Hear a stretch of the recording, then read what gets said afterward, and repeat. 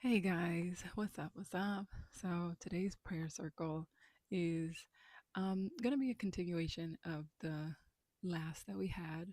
For those of you who may have known, I missed last week because I was in the hospital with my mom and she's had brain tumor surgery.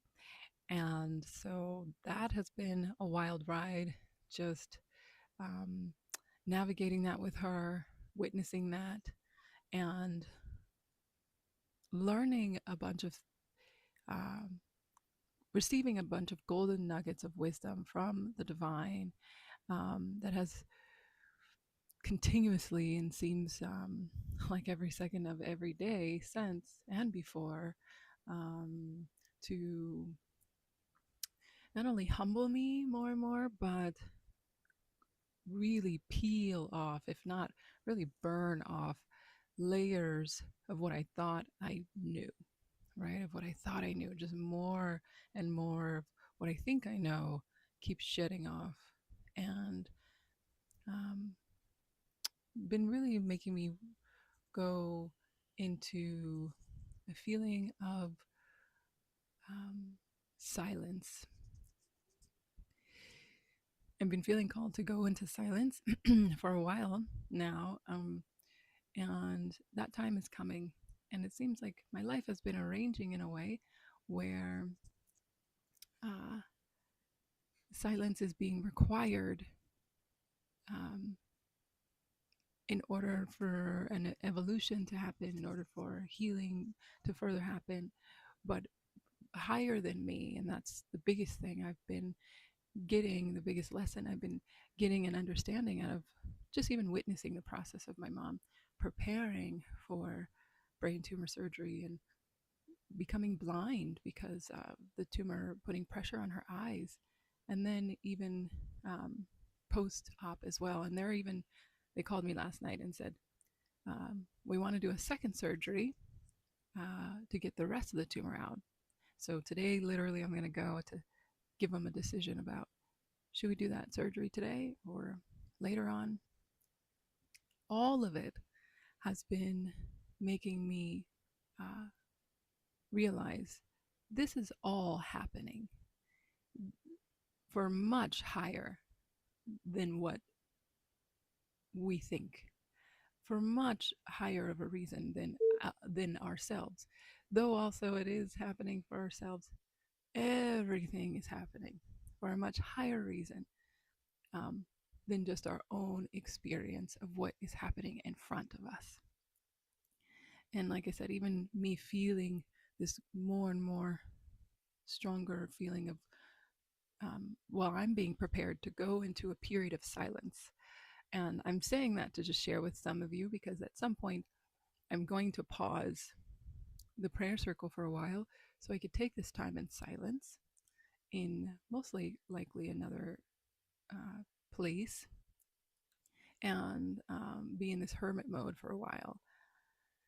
And in that, um, abiding or obeying that invitation from the divine within um, serves beyond just me, right?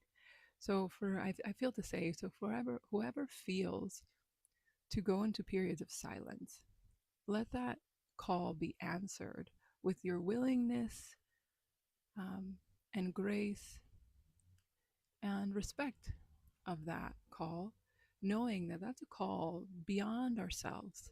That's a call to help beyond ourselves that sends a ripple effect wider and out more than we can even understand. So I want to go into prayer as we begin in that and continue our Yogananda cards as well. Um, Heavenly Father, Mother God and Creator, the masters of all things, our our love, our divineness, our defender, our carrier, our delight, our teacher, our grace, our faith, strength, and our and I even feel to say Buddha for some of you who acknowledge Buddha. I definitely acknowledge Buddha, and just sharing some love. We thank you so much for this day. We thank you for providing for us. We thank you for teaching us. We thank you for guiding us. We thank you for assisting us. We thank you for trusting us to carry out the work that you put upon our hearts to do.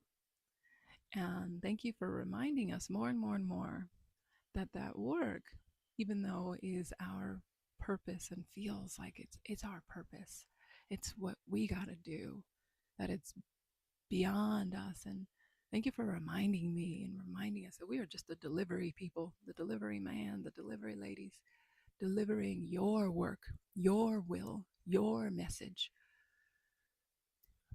And we are so gladly and honored um, to be co-creators in making that manifest towards the highest good for all.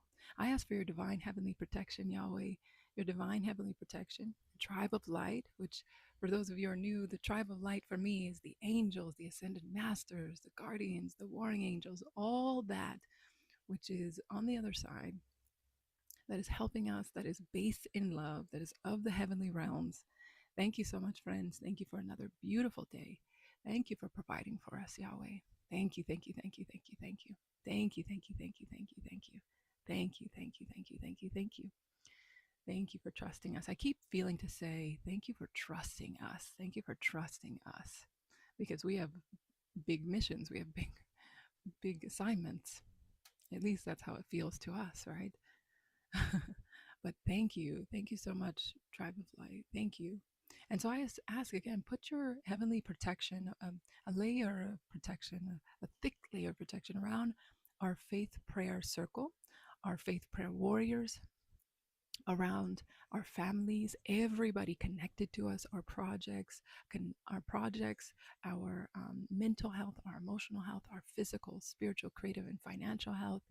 And thank you so much. We ask that we rebuke any evil spirits in the name of the Lord Jesus Christ, I pray. And I also acknowledge every single faith on this planet as well. All that's of the heavenly realm. I call upon your divine heavenly powers to rebuke anything that would try to get in the way of our works being made manifest, of our joy being being consistent and blessed and full within us as much as possible, and of our love. Please make sure that our hearts do not harden no matter what is happening around us, to us, or for us. I thank you so much. We also ask for clarity and to perceive. Help us to perceive love, to perceive the love that is all around us, to perceive love, to receive love. For those of us that have difficulty receiving love, help us to receive love, to unlock our hearts. Again, not letting our hearts harden, but unlocking our hearts gently so we could receive love and participate in the relationship and the reciprocity. And yes, thank you so much for saying that. I heard faith. Yep, help us maintain our faith. Help us to deepen our faith, strengthen our faith. Please help make sure that we have unwavering faith and that nothing can get in the way of that faith, of that relationship with you, Yahweh. I thank you so much. Yes, thank you so much. Thank you. Thank you for maturing our faith.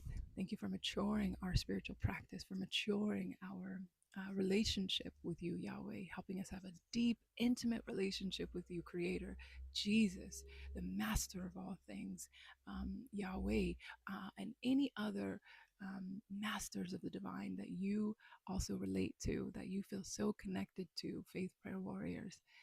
We connect with you. Any of the masters, the ascended masters and angels and tribe that help us connect to love, that's what we're here for.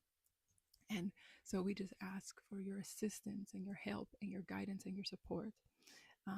And we ask, clear away the masks, whatever masks that could be holding on to us, whether we are aware of them or not aware of them. Any masks that do not support the mission, that do not support the high vision towards the highest good for all, towards the raising the love vibration on this planet. I thank you so much for clearing those masks, and rather than and clear away the shame. Let there not be shame on anyone, and let there not be shame on ourselves. Help us be kind and gentle to ourselves as we go through the transformation of increasing our internal and external health. I thank you so much for that spiritual wealth that you just so lovingly and are dedicated to making sure that we improve and we maintain and we get to enjoy too. Thank you so much for making sure that nothing can take away that joy that we have with you, in you, Yahweh, in you. And we trust. Yes, I keep hearing that word trust. Thank you so much for trusting us, and we trust you. And for those who may have difficulty in trusting you, I ask that you touch their hearts in such a gentle way, a loving way, with your sweet angel kisses, and help them know I got you by you, Yahweh. Help them know that you got us. Help them know that they are cherished and they are loved and they are blessed. And so it is. And even better than this, Ashe. In Jesus Christ's name, I like to pray, but I acknowledge every single faith on this planet. So we have our friend Adam here again. I'm so grateful. As you guys saw too, as well, we had a few other wonderful queens that joined us too. And so I'm just so grateful that whoever comes in and shares their light. And then I'm really grateful for those of you who send emails to the faithprayercircles@gmail.com. And I'm really grateful as well for those of you who listen to the 10-minute voice note summary of our prayer circle on WhatsApp.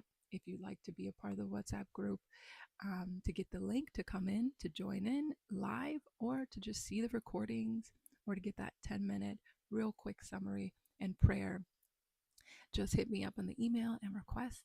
And so for those of you who watch as well on YouTube and then come to me later and say, this was helpful, thank you for that prayer, or it just lets me know that what I'm doing here is not in vain and that it's getting to where it needs to get to and the ripple effect is happening. So Adam, how are you feeling this morning, my love? Peace, peace. I'm feeling great. Hi to all the family out there listening. I'm feeling good. I'm just a little clouded this morning, but just after hearing that prayer, it made me smile again. You Mm, know, um, for the past few weeks, I've been dealing with some family issues. One of my family members lost someone close to them, and they've been going through this transition. This had me worried for a while if they were going to be okay or not. Just listening to you talk about just having that faith and that trust that it's going to be all right. Like it's reminding me not to be so agitated about it. It's reminding me, and even all the things externally that go on in the world that could taint or haunt like my joy. It reminds me how powerful like the power of joy is and how important it is to maintain that. Like I can't let anyone, you know, uh, bring down that joy. It's almost like a revolutionary act to still be happy, especially as Black people. Like to keep our joy up is it's hard to do in this world. And so like as long as I can keep smiling through all this stuff, I'm doing the work. You know, that's what I got from that. So thank you. yeah. And I'm Thank here you. as a student.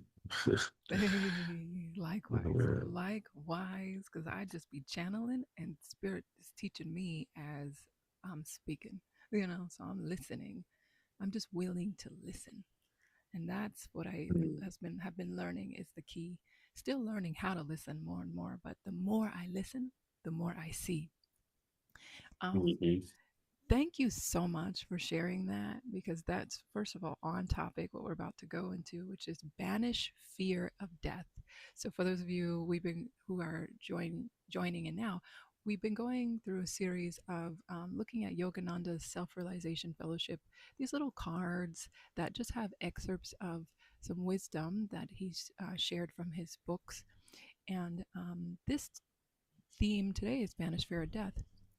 And so, with my mom in the hospital, with death always as a threat at the moment, and then Adam having just, a family member that lost someone as well, this is a great, great topic. But I do want to go back to real quick about what you said that joy, that should be, I feel like, a article topic right now of some sort, maybe a blog post, something. I feel like this should be in the cover of Essence or the main topic Hmm. of like, because um, joy as a revolution. Yeah, joy as a revolution. That is some words you just said right now. You know what? And just side note, that's something for later when we meet up. Okay. Yeah, Okay. remember that topic, Okay. okay? Um, Okay. but but it's true. That is so true. And somebody just reminded me yesterday. I came out of work and we were in passing. They were going in. I was going out, and I was smiling, and because I did my work. I'm so grateful I get to work part time at a yoga studio as in helping the studio and teaching and other things. But I have a lot of time there by myself, cleaning the studio, doing a lot of small mundane things that seemingly are mundane, but really they're part of my practice. They're part of my practice to keep myself grounded, to keep myself centered, and to keep my joy, to keep me connected with the creator within, with the power that I have. It's the time that I have, and most of the time it's in solitude. Sometimes we have clients come in asking questions, and then also I'm just preparing the studio for the students that are going to come for classes later.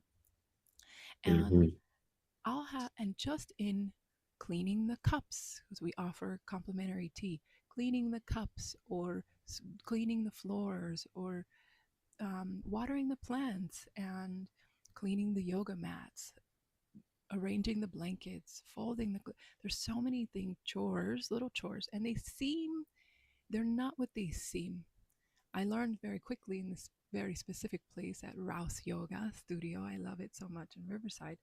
Um, the owner, Adri, she's so generous and kind.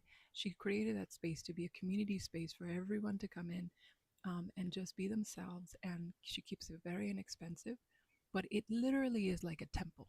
It feels like a temple. So it though it looks like a yoga studio and a community space, but it has the feel of a temple space. Anyone who comes in there knows, who's sensitive with the divine. It's a space of love. It's a space to relax, rejuvenate, to heal. It's like a little hospital. But for us who work there, it's like my temple. And I prioritize making sure I could get there, for my shifts. And it helped me understand that Mr. Miyagi thing, wax on, wax off. Yeah, Right. yeah. That was some real stuff. That wasn't just a part of the movie. Um, that is the medicine. That is medicine. The little things, finding joy and using the practice of doing our mundane activities are medicine to get us back to the present moment, to get us refocused on our joy, to find our joy again. If because I came in feeling sad from being at the hospital with my mom all week and exhausted and all these things, and just doing the cleaning and bringing my full attention to it ignited some gratitude, ignited a chain of emotions that cleared away all of those heavy energies.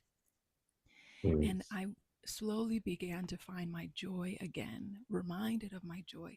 It also was allowing me to practice using my um, practice commanding my attention back, practice bringing my brain to where I want it to be, um, rather than and trust me, a lot of the times my brain while I'm cleaning, I'm thinking about this, thinking about that, da, da, da, da. And so I use that mundane cleaning time to practice bringing my attention right back to focusing on just what I'm doing, washing the dish, washing the cup, folding the blanket, walking to the bathroom with joy, dancing to the bathroom with joy. It's all medicine. I keep hearing spirits say this. It's medicine. And I know those things, you don't need a yoga studio to do that, to find that. It could be anywhere and anything, caring for your family or just the way you take care of your own room, your car, right? Whatever. But those mundane things are important and are necessary for us to be able to have that in between time to refocus our hearts and our minds, and gives us a great opportunity to remember I'm still alive. I am still alive.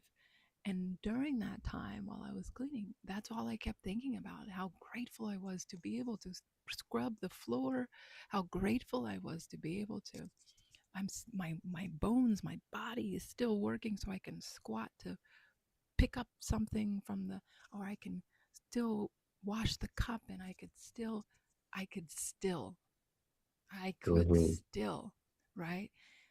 So it was reminding me, and Spirit's confirming right now, it was reminding me that the medicine is in the moment.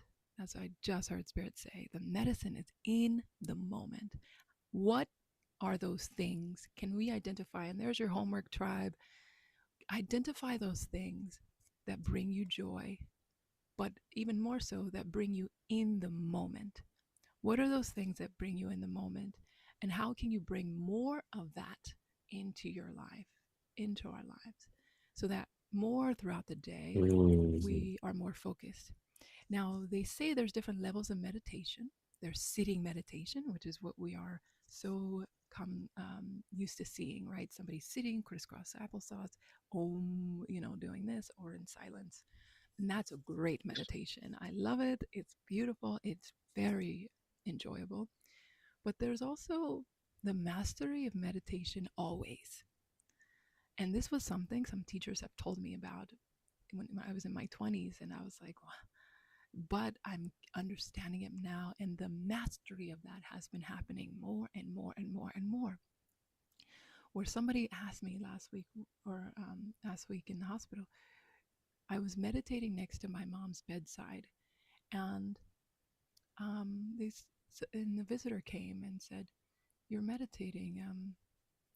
How when do you meditate, or how often do you meditate?" And I felt to say, I didn't say all the way for humility's sake, but it's true. I had a aha moment that, wow, my meditation has become most of the day. It's no longer just this set time of when I'm sitting for a while. It's become most of the day. And I'm seeing more with my teachers saying I'm meditating all the time. What they meant was they're in the moment all the time, all the time. They are focused on the present all the time. And that has become more for me. Now, so for those of us who want the tool, sitting meditation is a great foundation um, to getting ourselves to understand presence all the time, even in a awake, moving state. It's a great foundation to start. Um, and then also mundane cleaning, things like that. Those are also great tools as well to practice. That's a meditation, or, that's a moving meditation. So those are words I just put to it, but there's not really words to it. There's so much more to it that I can even explain. But if that can just spark a little bit of an idea to someone, or aha moment, then and then I did good. Banishing fear of death, though, because what Adam was speaking about, with joy being a revolution, I say, when does death really happen? Is it when the body is gone or cleared, or is it when the joy has died? When the smile is no longer Hmm. there, right? So, how can we let ourselves stay alive? How can we thrive on a consistent basis? As I was leaving the studio, I left feeling great. I healed myself. I healed myself. I did my prayers. I do the things I usually do in there, and I felt great. I'm coming out smiling. Someone's coming in, and they asked me about my mom. I catch them up about what's going on, and they said, don't let go of that smile. This was literally yesterday, and I'm so happy. David said this. He's one of my students, and I love him so much. And he's an elder. He said, don't let go of that smile. And he was telling me some things that have gone on in his family and how he lost his mom and whatnot. And he said, that smile is the thing. And I'm so grateful for that reminder. Um, and it instantly brought me into a memory of people throughout my life that I remember seeing at different points who had this smile. And they were going through things, or maybe we don't know. And it was that smile that kept me moving forward, that brought a change to my day, that affected me and sent a ripple effect outside of them to me. And it I'm I chose to carry it on. And even though sometimes it's hard, right? We're going through our things. Adam's going through something with his family member. I'm with my family member. Everybody's going through something. But what can we hold on to? What thought, what practice, what um, joys can we hold on to that keep us smiling and remind us that we're still here? We are still here. So just because those things are happening doesn't mean we have to call our death early, meaning stop smiling, you know? So I'm going to read this for a second. But first, do you have anything to say about that, Adam, or any memories that come Yeah, to your mind? it started making me think like, what is the origin of like the quote unquote fear of death? And where does it come from? It started making me think of that. This is like, okay, it'll start from like attachment. Fear of death would be, oh, I don't want this person to go. My attachment to them, I want it to last forever or at least a little longer. Like I'm just like psychoanalyzing the thought process of the fear of death, because it's a natural thing, but we never put in our mind an exact date for someone to go. Or, it's like in our minds, it's supposed to be here forever. Um, I wonder, I wonder what, and I And there's think so when many layers of death. yeah, I think you lose the fear of death when you lose the the expectation and like the holding on, and when you just like when you allow things like the universe to do what it's supposed to do, that's when the fear is gone. Like have you ever heard those stories of like the doctors telling people they only have a year to live, Yeah. right? And then you hear that same person like not be afraid to die, and as soon as they're not afraid to die, they start doing certain things, and then they live way longer than what the doctor said. you know. But it's almost like the fear itself could kill you. When you remove that fear, that's when it's wild. Yeah. That's what it made me think of. It's like the actual foundation of the fear part. It's like It's the interesting. illusion. It's really like an Right. illusion. Yeah. Right. That's interesting. Mm. Yeah. Thank you for that. Yeah. And, that's interesting what you're saying that somebody giving a year to die, they actually gave that kind of sentence to my mom last year and was saying she would have about a year. And we're at a year now, and she decided to go to her surgery. But I watched in that year how she went from the fear of death to surrender Mm. to and that was not an easy process for her at all. There's so like she was just the process of kind of her body, turning against her at the moment was just very, or not her body really, it was the tumor. um it it gave side effects that really weakened any pride or any mm, things that she thought she knew too. Things that she thought she knew. It was doing more than just changing her body. It was changing her mind. It was I was watching it change her mind about life and what life is and how it is, and it was changing her emotions, the way she felt about things. So she Mm. was having a constant death happening all year, every day, every second of the day. And anytime she tried fighting it, and she did try to fight a lot, it just was like it would push stronger. Like, no, I'm a little stronger than you there. Um, and to where at some point, she would from exhaustion trying to push she would surrender. But yeah, I'm going to get into this card right now. So it says Banish Fear of Death by Paramahansa Yogananda.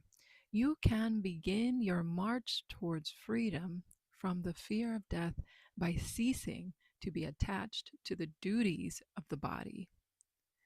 Ooh, I love this topic. Eating, sleeping, exercising, and so on. Guys, we're gonna say that one more time. Okay. Oh, he's gonna grab something. But I'm gonna continue, guys, while Adam's getting something. Oh, you know what? No, we'll wait for him because maybe he wants to hear. Let's see. Hmm. Anyways, until he comes back, guys, I'm gonna pause from reading that and just say I thank you so much for listening. And if I had a little commercial, something to promote, I guess I would right now.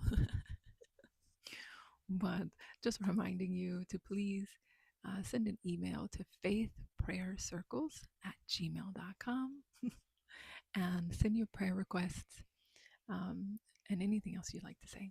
Okay, I was doing my little commercial. Okay, I'm like, um, okay, so he can hear this. It says, you can begin your march towards freedom from the fear of death by ceasing to be attached to the duties of the body, eating, sleeping, exercising, and so on. Perform your duty to the body with joy, but non attachment. Ooh, okay. Perform your duties to the body with joy, but non attachment. More and more you will realize this truth that man is a soul, but has a body. You will no longer dread parting with the fleshy garment. Attachment to the body is self inflicted torture brought on by ignorance. Death gives new roles to actor souls so that they may play in new dramas on the stage of life. The sage who has developed his inner spiritual sight knows that the cessation of earthly life gives man a new beginning in another uh, sup. I think this word is supernal life. It's a supernal. I've never seen that word. Life. That's Mm. interesting. Any thoughts on this so far? I feel like I have to reread some of it, but what Mm. I You gathered from said this. Go ahead. earlier, I'm trying to remember exactly what you said. You had said the absence of the fear was what? Yeah, he was saying Yes. that freedom, to have freedom from death, basically, is to have freedom from being attached to the duties of the body. Like when we're attached to the body, basically, um, that's when we create torture on ourselves. And it's the way we could liberate ourselves from being afraid of dying is knowing To that the remove the body attachment. is temporary. The body Fine, is yeah. just a, yeah, it's just a Mm. covering. Um, And it was saying Mm. to take care of the body with joy, with like love it, take care of it, enjoy it, but don't hold on to it, knowing that who we really are is a soul, not the body. And so I give anyone who wants to hear and write this down, I pass on the mantra from one of my teachers. I am not the body. I am not even the mind. I am not the body. I am not even the mind. That's a mantra I've had on my wall for many years. And every time I seen it, one day it just clicked and I understood. And I was able to feel like, oh, wow, this body is not me. This is not me. This is just like a suit. This is just like it's at first I was able to perceive the body as like a pet. I almost thought of it as like a pet, like it's my friend and it's a dedicated friend and it does its job very, very well to carry me as if I'm a piece of fruit in a grocery bag. It Mm. carries me, you know. I'm the fruit, so Mm. sweet and delicious. But this, bag is, or this body is just the bag carrying me. So I can, and moving me around, so I can do, or another way you could look at it is the body is like a car. And when you get in the car, are you the car? No. You're the one driving the car. We're the ones driving the car, but we're not the car, right? When did you So reach you could that? say, I'm the car. Right. When did you reach that level of realization? Because I know for me personally, maybe about five, 5 or 6 years ago, I was sitting in the park one day and I started really actively practicing the art of detachment, just sitting with myself, going through all the things I'm strongly attached to, the things that in my mind I'm like, I'll never let go of it. And then I just allowed myself to let go. And it gave me more freedom of so many things. So that was my moment for that. And that's just been slowly growing in every process of my life, in every relationship, in every attachment. When was that for you though? When did you come to that realization? Yeah, thank you for asking. Yeah, that was, it was definitely over 10 years ago because I was in my early 20s. Hmm. And that was when, oh, I'm hearing Spirit tell me 25. Oh, okay, so it was maybe a little over 10 years ago, um, or maybe less than 10 years ago. I just heard 25. At age 25, that sounds about right, is when it clicked, anyways. But the mantra, I am not the body, I am not the mind, that came to me about 4, 5 years before. And I just was, the first year, first few months, I was saying it out loud. And then I just started putting it on the wall because I couldn't remember to say it all the time. So just subconsciously seeing it all the time, I think really, with all the other work I was doing, um, I think it, and then all of a sudden I remember I decided how to aha about it and it clicked and it made sense and it felt, and like, oh, I get that there. But just the first part of that mantra was what I realized. I am not the body. That the I am not the mind part took a while after. That was the harder one for me because I identified with my mind so much, so much. And I think most of us do. That's more common. Um, I think it. I think, anyways, it's easier to understand the concept of not being the body, but to know and realize that we're also not the mind. I think that's a little harder for people, um, because when we're thinking, it really feels like it's our thoughts. It Yeah. really feels like it's our thoughts. But when you take time for meditation, in meditation and sitting quiet and witnessing and observing your breath and just all these tools that you can use, you'll be able to, the part of what those tools do is it helps you to create space. And you create a little space between your body, your mind, and you. And with that, just a little bit of space, um, it seems to it it gives you a little clarity, like, oh, that's over there and over there, and I'm here. We're just kind of meshed together, but really it's separate. Um, and that you only can really witness that through doing certain meditation practices, or just taking time in silence, really taking time in silence and witnessing and observing yourself. Because one can be intellectual about it and read about it and understand it from an intellectual point of view, but I think to really say that we understand something is to know that we've experienced it. It's when we've experienced the thing. And then, even on top of that, to say that we understand something is that we experienced it and then applied ourselves with what we know. Um, so that is the part for me. And as far as realizing I'm not the mind, that only happened. I only had that realization, like it finally clicked, like 2 years ago, Mm. for me. Yeah, and so and because it's so fresh still, the unfolding of it is still happening more, and the layers of it and the releasing of the attachment to the mind is still happening. Is in that process.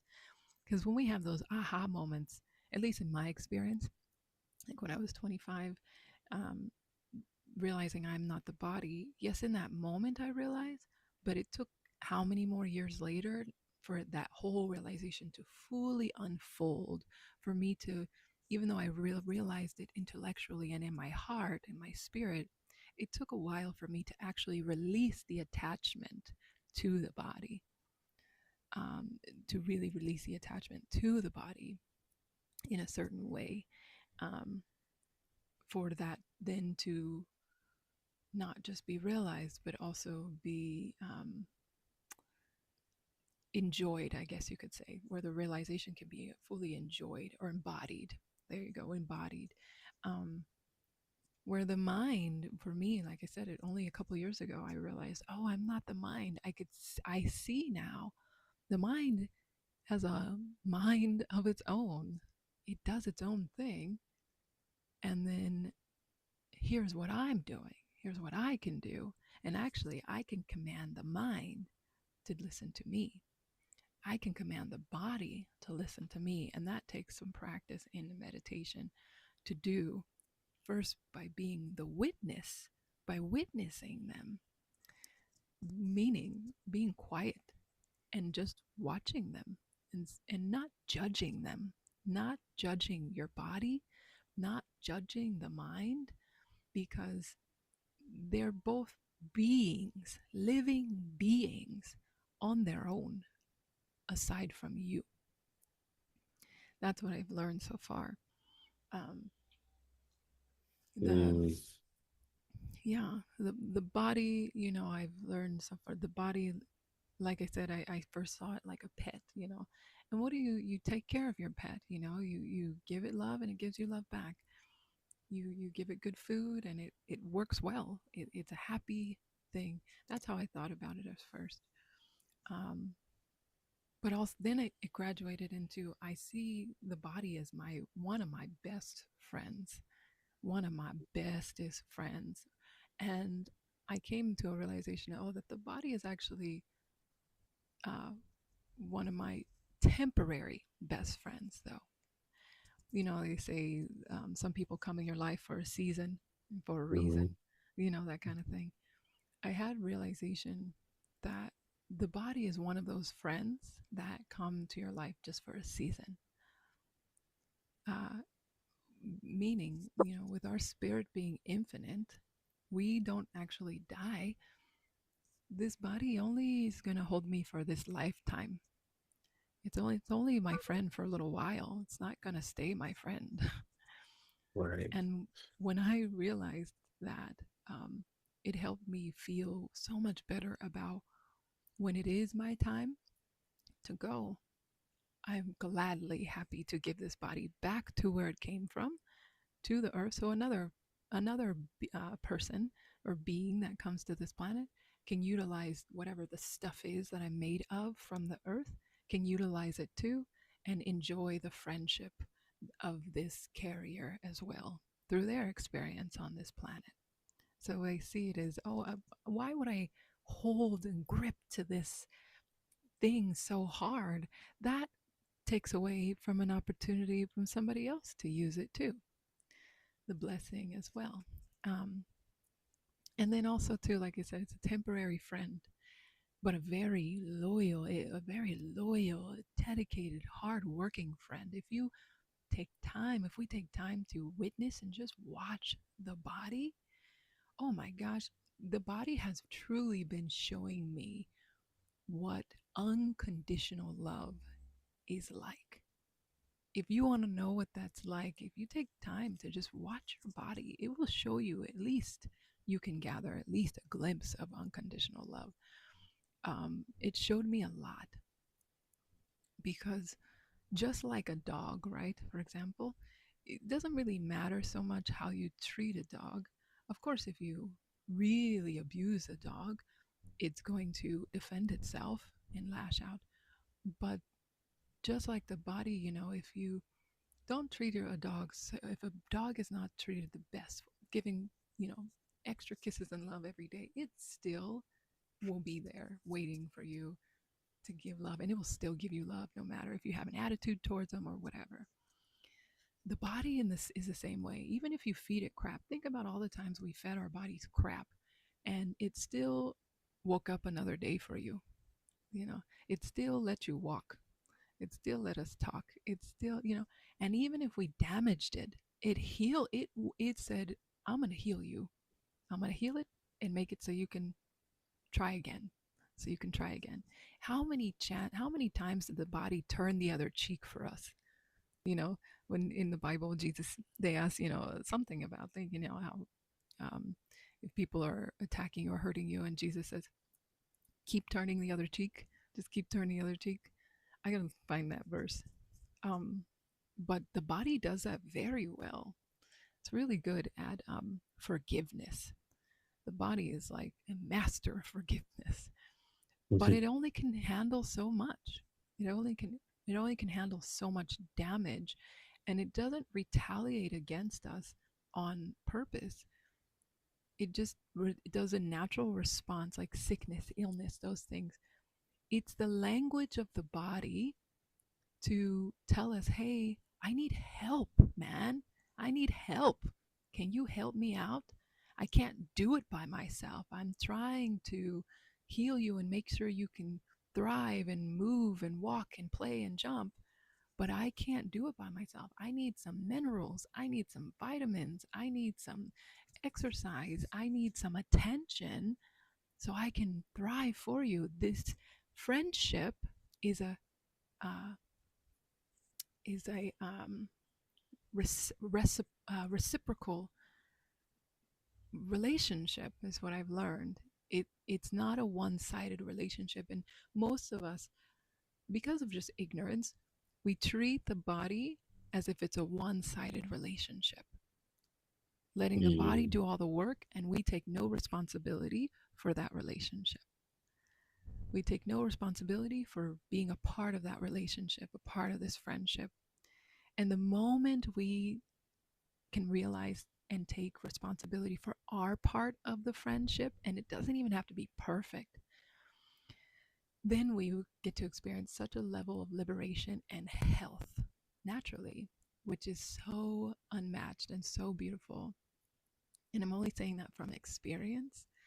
And this is how the way I realized it. There's so many ways that people describe this, but and then why it helped me let go of the fear of this body dying. It's like a friend that, or someone you love, if you really love them, you're not going to cling. It's not healthy to cling on to them. You want them to be free. You wouldn't cage the one you love. When they want to go, you say, I want you Ooh, to do what you want to do. I that's a want you to do, bar. That's a right? bar. That's You funny. wouldn't Yeah. cage the one you love. That's a Mm-hmm. Take note, take note. uh, yeah.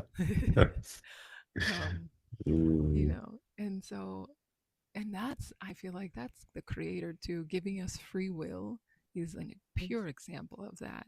You know, we get to do whatever the heck we want, bad or good, we get to do whatever we want. And that's God's pure love for us. But it doesn't, just because we have that love, that unconditional love with free will, it doesn't let us escape consequences, though. There still are consequences. And the body invites us to enjoy, it's inevitable, it's gonna, of death, right? But it invites us to enjoy a long experience of play and fun and capability while we're here. It allows us to enjoy the ride. It plays as the vehicle that takes us on a road trip, and we get to enjoy that ride. And how we enjoy that ride is up to us, because we are the driver of this thing. Um, but eventually, that ride does have to end. The road trip does end, you know. And yeah, it's a sad thing because we want the ride to keep going. But at the same time, if you ever been on a trip and you got to the end of your road trip and you're like happy to get to your destination, maybe a vacation destination, you're so happy you got there.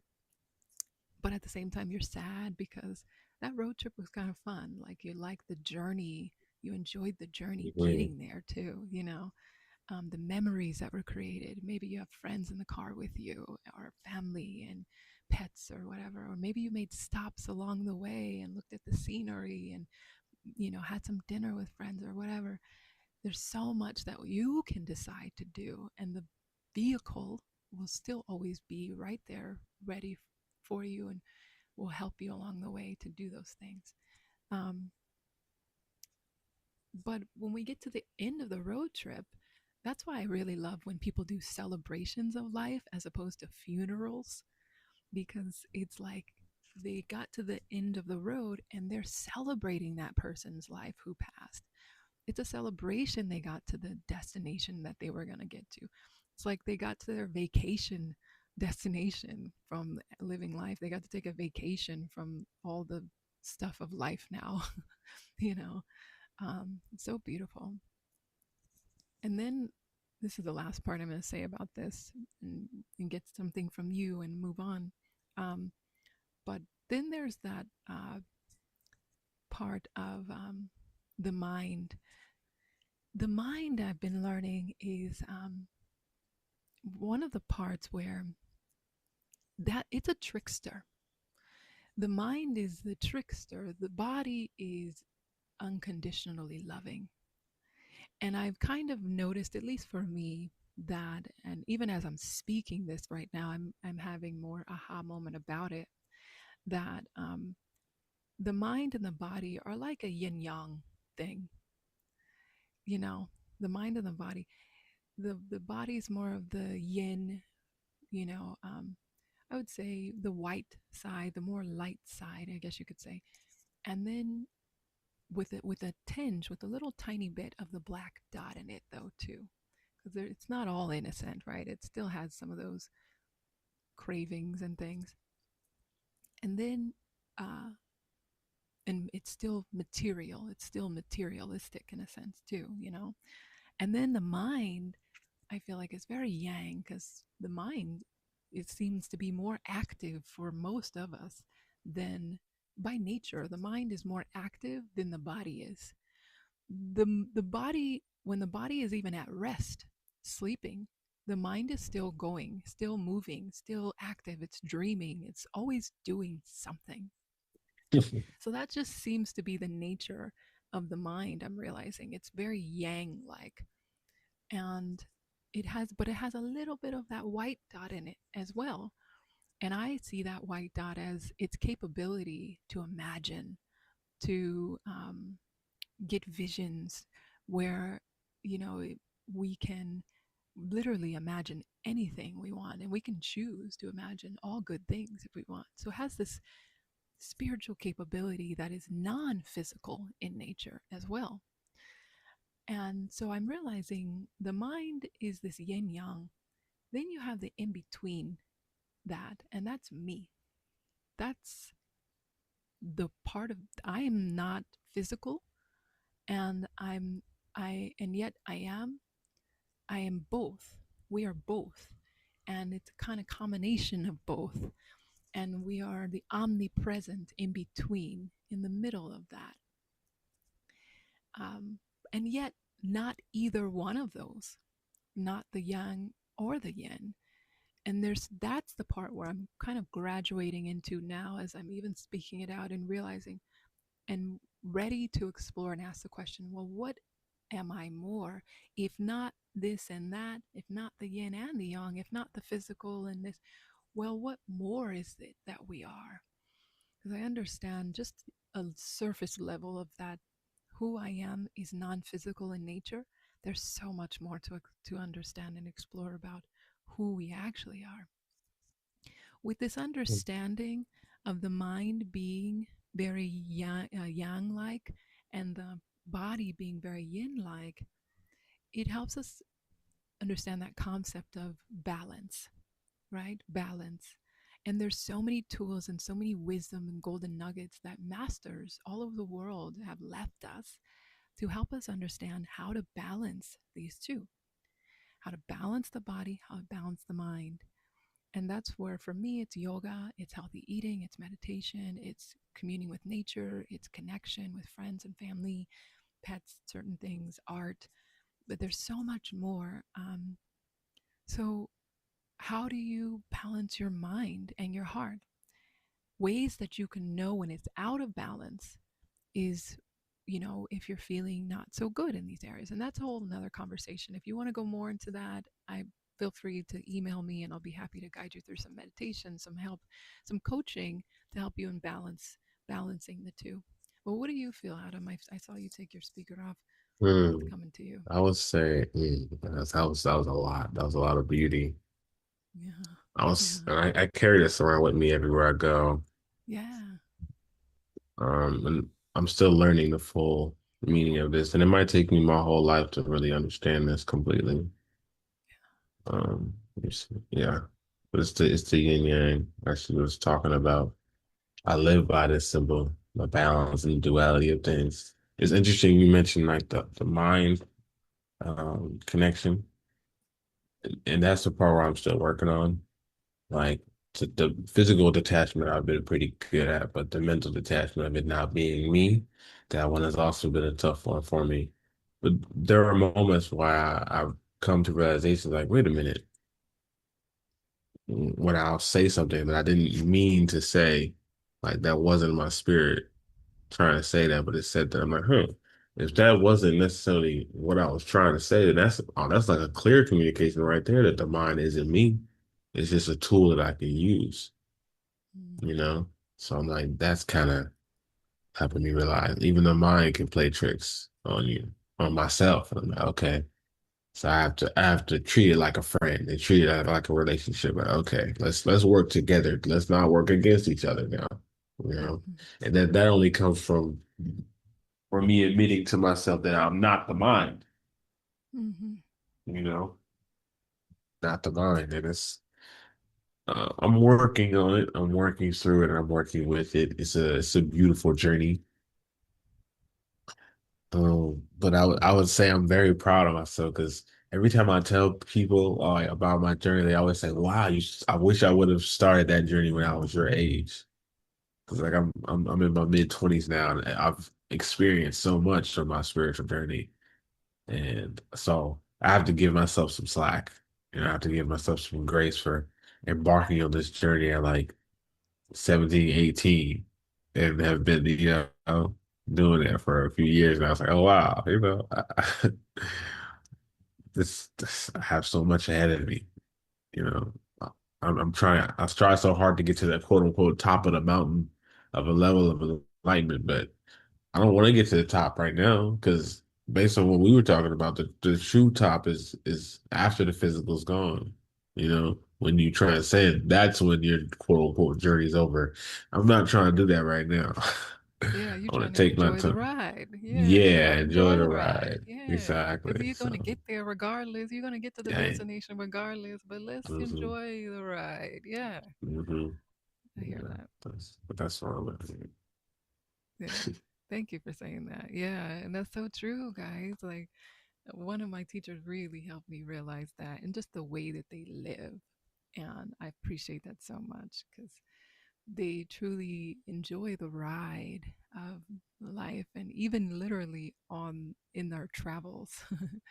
And I've learned that myself. Like I just enjoy anywhere I'm driving to. And just that practice of enjoying where I'm driving in the car is one of the mundane things I do as a meditation practice to help me keep in that understanding to enjoy the ride. So even though I'm going through this thing with my mom in the hospital and this and that and family things and so many other things are going on. And even I've been constantly hearing about my things happening in my friends' lives as well, Adam and other my friends. I'm like every day hearing something going on in my friends' lives. I'm watching this as well as a witness, though, right? Remaining in witness state and finding, reminding myself of where I have my joy, finding the gratitude in it every single day for the little mundane things. And that helps me enjoy the ride so far. And it's a reality that I will get into sadness or depression for a second or whatever it is from hearing the news of whatever's going on with my friends. I mourn with them, or whatever's going on with me, I mourn with it. And I give respect to that emotion and let it be, but I do not let it linger and carry me. I do not let it Mm, linger and dictate my ride, my journey. I give it, and this I is, and some people call that wallowing, like wallowing in emotion or being in victimhood. I learned a long time ago to give respect to the emotion. It has, you have to feel it. We have to feel yeah. the sadness, we have to feel the pain, we have to feel the depression, the fear, the guilt, the shame, whatever it is. But don't ruminate on it. And when we ruminate on it and keep thinking about it, that's the mind playing tricks trying to hold that emotion alive in the body. There's tools that you can do that help you feel it and let it go and then keep going and moving on, because it's only supposed to be felt for a split second or moment or a day or season, just to teach you something, to teach us something. It's not a feeling in vain. It's supposed to be a feeling that comes with a golden nugget of wisdom, comes with a treasure, if you allow yourself to let it pass, to acknowledge it and not ignore it, and not try to stuff it down and hide it either. If you let yourself hear it, hear its message, hear its message. I'm saying it again. If you hear its message, meaning you have to feel it to hear it, and then you let it release and let it pass through you, it will leave you with a gift that you can take with you for the rest of your journey so you enjoy it. And so that's the rest of this message today. I bless you so much and namaste, friends. For any of you who wish to share anything about that, please leave comments. Um, I think in future terms, but also in the present. And I know there's purpose for everything we're doing in this present moment. But as a psychic medium, I also am very aware that everything we're doing right now is for the future. And I already release and let go um, what the universe wants to do with the works that we do. Um, I'm just happy to be a part of the journey, to be a part of the creation, to be one of the delivery ladies, one of the mailmans, to just deliver the message through all the different mediums that we do and that I feel called to. And I feel so grateful that lately I've had this realization that even though I'm a co creator in this, I've been liberated to let go of it. That in anything I create, I let it go, knowing that it's for a higher purpose than my ego, and um, what happens to it in this lifetime, I can do only what the universe guides me to do, to take care of it, to nurture it, to create it, to master it, to put it out, whatever art, whatever project, whatever message. But uh, everything I'm doing is for beyond my lifetime, and I have no control of that. So I just lay the foundations with the Creator, laying the foundations, and she will do the rest in this lifetime and beyond me, for all of us to be able to rest and enjoy and witness and explore and create more. So, Creator, I thank you so much to the Master within us, this Master, the divine omnipresence that's within us. Thank you so much, Sweet Pea. You're so gorgeous, so beautiful, so loving, so powerful, so graceful. You are so strong. You are so masterful. You are just divine, gorgeous, always, and you shine. I thank you. I thank you. I thank you to my love and my dear, the Creator that is in every single cell of this body, of Adam's body, of your body, of everything around us. Thank you, thank you, thank you for reminding us that you are always here in everything, eyes everywhere. Thank you. We love you so much, and we cherish you and give you all the sweet kisses. All for you, all for us.